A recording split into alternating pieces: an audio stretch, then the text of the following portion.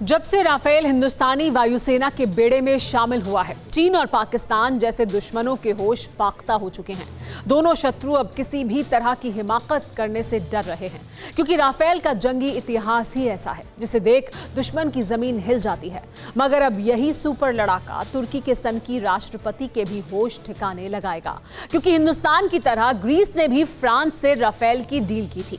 सबसे सॉलिड आसमानी जंगबाज की डिलीवरी भी हो चुकी है। अब तुर्की से रण की बारी है। आखिर कैसे भूमध्य सागर में राफेल अपना जौहर दिखाएगा, ये आप भी देखिए। एक योद्धा जिसने 3 युद्धों में अपने बारूदी कोहराम से दुश्मन के होश उड़ा दिए। एक लड़ाका जिसकी रणभूमि में दहाड़ दुश्मन का कलेजा चीर देने के लिए काफी है। आसमान का वही गेम चेंजर अब तुर्की का दिमाग ठिकाने लगाने के लिए एयरफील्ड में उतर चुका है। नाम है राफेल। चालबाज तुर्की जैसे शत्रु को नतमस्तक करने के लिए ग्रीस ने फ्रांस से विध्वंसक डील की। इस डील के तहत ग्रीस ने फ्रांस से 18 राफेल फाइटर जेट मांगे। राफेल ने सौदे पर मोहर लगाई और अब फ्रांस ने ग्रीस को पहले राफेल फाइटर जेट की डिलीवरी भी कर दी। यानी ग्रीस की वायुसेना के पास अब एक ऐसा जंगबाज मौजूद है जो पलक झपकते ही तुर्की की हर साजिश को नेस्तनाबूद कर सकता है। सन के एर्दोआन को अपने बारूदी ट्रेलर से सन्न कर सकता है। हैरानी की बात यह है कि ग्रीस यूरोपियन यूनियन का हिस्सा है, जबकि तुर्की और फ्रांस नाटो के मेंबर हैं। ऐसे में बड़ा सवाल यह है कि फ्रांस ने नाटो मेंबर तुर्की के बजाय ग्रीस की मदद क्यों की? क्यों ग्रीस को अपना सबसे विध्वंसक लड़ाका सौंपा, तो उसकी वजह भूमध्य सागर में बढ़ती तुर्की की दादागिरी है।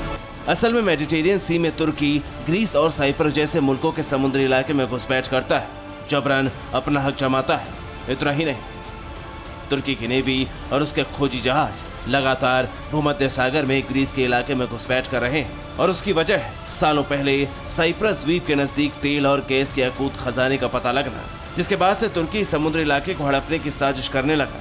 वैसे समंदर का इलाका 4 देशों के एक्सक्लूसिव इकोनॉमिक जोन में बटा है, लेकिन एर्दोआन अपनी हड़प नीति के चलते एक बड़े हिस्से पर अपना दावा जताते हैं और तुर्की की नेवी और अपने खोजी जहाजों के साथ यहाँ ड्रिलिंग करते हैं, जबकि ग्रीस तुर्की को समंदर में घुसपैठ करने से रोकता है। बस एर्दोआन की इसी दादागिरी का माकूल जवाब देने के लिए फ्रांस मेडिटेरियन में बादशाहत की जंग में कूद गया है और तुर्की के खिलाफ ग्रीस की मदद का ऐलान किया। यूरोपीय देश ग्रीस पर मंडरा रहे संकट को देखते हुए फ्रांस ने ग्रीस को हथियार देने शुरू कर दिए। जानकारी के मुताबिक फ्रांस ग्रीस को 18 फाइटर जेट देगा। इसके अलावा 4 मल्टीपर्पज नेवी फ्रिगेट भी देगा। समंदर में निगरानी के लिए 4 नेवी हेलीकॉप्टर भी देगा। मतलब साफ है कि मेडिटेरियन सी में तुर्की की मुश्किलें बढ़ने वाली है। फ्रांस ने राफेल के साथ साथ अपनी वायुसेना का C-130 एयरक्राफ्ट भी भूमध्य सागर में तैनात कर दिया है, वो भी उस इलाके में जिस पर हक तो ग्रीस और साइप्रस का है, लेकिन वहां कब्जा तुर्की ने कर रखा है। यानी जल्द ही समंदर वाले वॉर जोन में तुर्की की भिड़ंत फ्रांस के राफेल से होने वाली, और जब भी ये टक्कर होगी तो दुनिया को पता है कि जंग में किसकी जीत होगी, सिर्फ और सिर्फ राफेल की। क्योंकि राफेल के वॉर सर्टिफिकेट में सिर्फ जीत, वो भी विस्फोटक अंदाज में। फिक्र आपकी, सोमवार से शुक्रवार रात 9 बजे सिर्फ TV9 भारतवर्ष पर।